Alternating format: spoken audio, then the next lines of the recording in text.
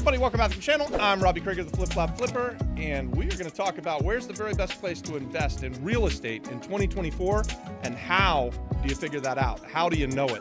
Guys, we've been doing this for a long time, for 26 years, and we're always on the look and on the hunt for what's the next market. Where should we be investing our dollars and where should we be looking to start investing, and how do we determine that? So a couple of years ago, I said that the very best place to be investing in real estate was the island of Puerto Rico.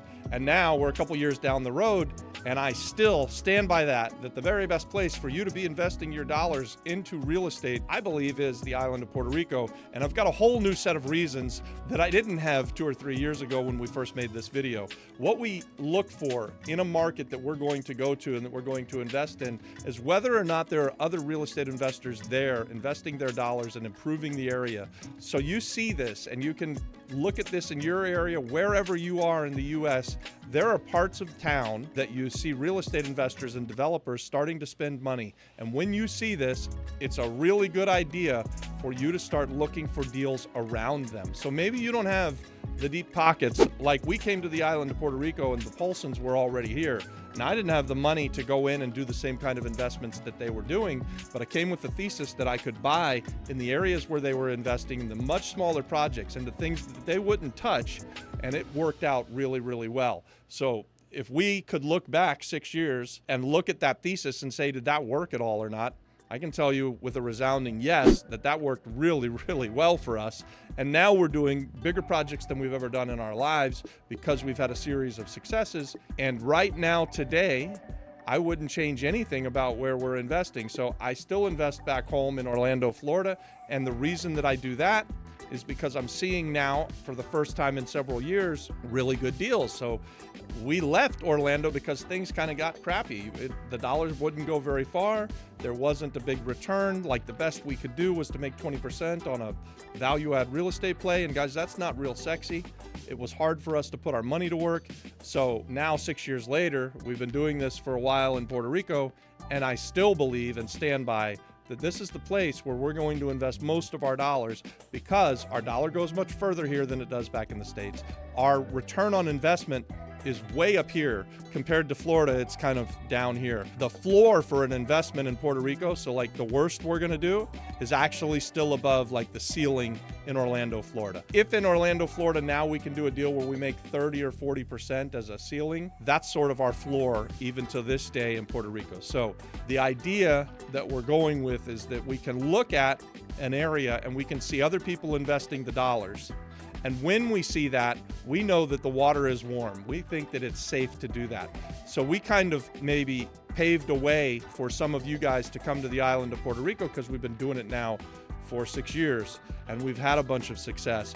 And now we're seeing more and more people get into the similar kind of investments that we've been doing for the last 5 or 6 years. And we're going to continue to do these investments. And I said earlier, we're investing in bigger and bigger things, but we're still not by any stretch of the imagination as big as some of the big players. In fact, there's an announcement that just came like 2 days ago where I saw an article where these guys are going to invest $2 billion in the town of Cabo Rojo. So we know Cabo Rojo pretty well. We own one project there. We own a beachfront resort that got walloped by Hurricane Maria, and we've kind of been struggling with this property for several years now. We had to take it through a foreclosure sale. We've been kind of in permitting hell and trying to figure out what we're going to do with it, what its highest and best use is. And ultimately, what I'm trying to get at is if somebody else is going to come and invest that kind of money, I feel like that really gives me courage and gives me an incentive to try and double down on my efforts to invest back into this project, which is a beautiful oceanfront project. It used to be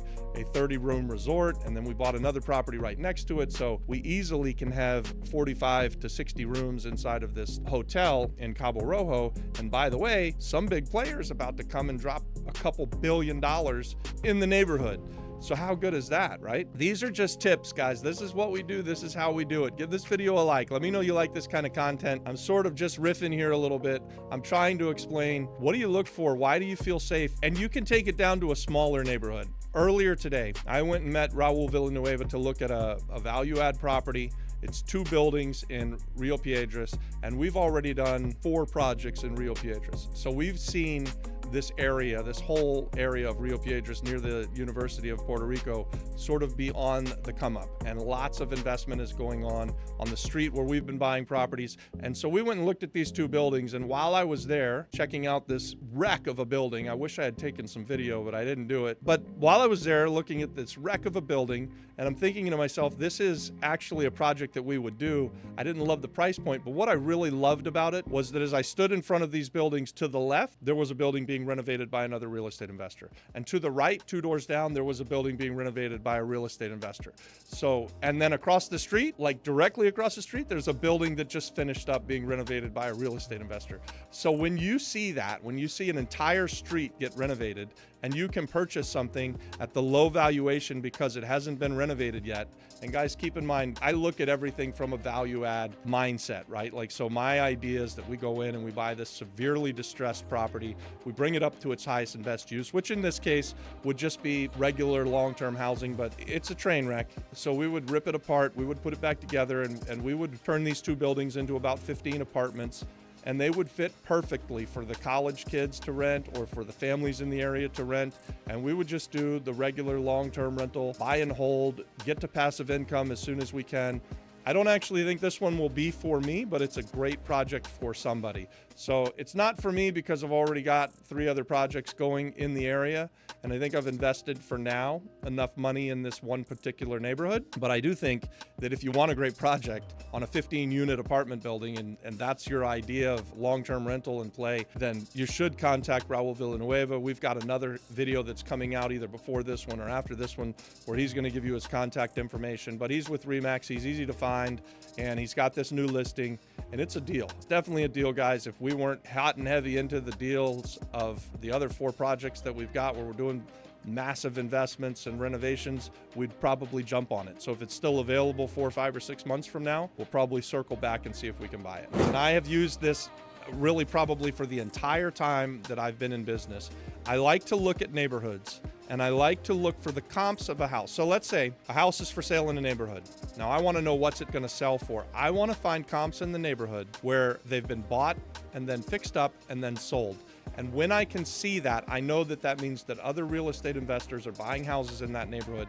And it gives me courage. It gives me hope. They're the best kind of comps when you're doing a buy, fix, and sell. The very best comp that you can have is when something is bought way down here at a low valuation, and then it's renovated, and then you see 6 months later that it sells at twice the price that they originally bought it for, and you're able to buy way down here, you know that this is a great investment. So looking at neighborhoods and looking at areas to see what the comps look like on potential properties and seeing if you see people buy, fix, and sell, buy, fix, and sell. When you see this, that's a really good indication that that's going to be a neighborhood that you want to focus on and that you want to find those distressed houses. You want to do the value add, bring them up to their highest and best use, and then sell them at the market, and you've got great comps to do it with. All right, so other than just following the news and following the trend, what other things can you look for to kind of identify these things ahead of time? And a few that we've used over the years to look at neighborhoods to try and decide that we're going to invest is what's going on politically, what's happening in the town. So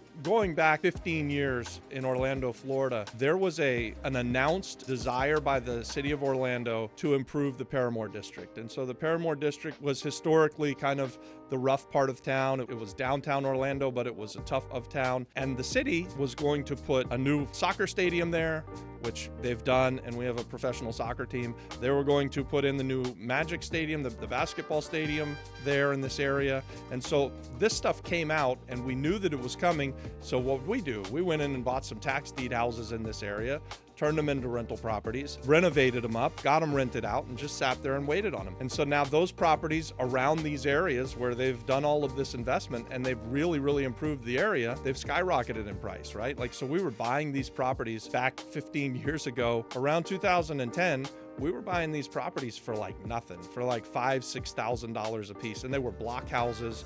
And the reason that we were doing it, one, I like buying $5,000 and $6,000 block homes pretty much anywhere, and I don't need much more encouragement than that, but I had this idea that the area was going to improve over the years, and it has, and it's improved quickly. And so now you see new houses being built in the area. You definitely see that the city has spent a ton of money. So this kind of came true, and it worked really well. So you guys can do that. This happens in every city USA. So just follow the politics, follow what the city is telling you that they're going to do.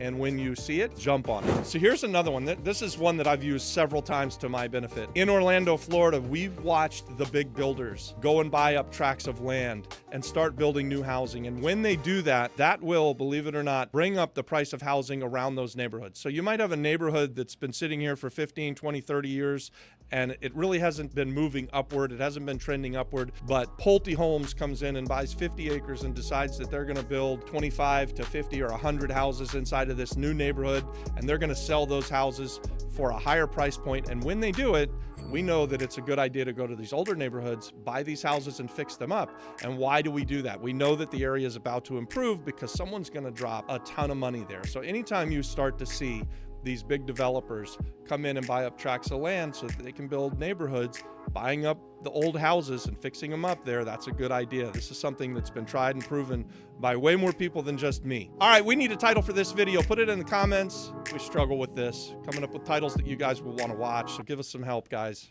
Comment below. Don't forget to give me a like and subscribe. God bless.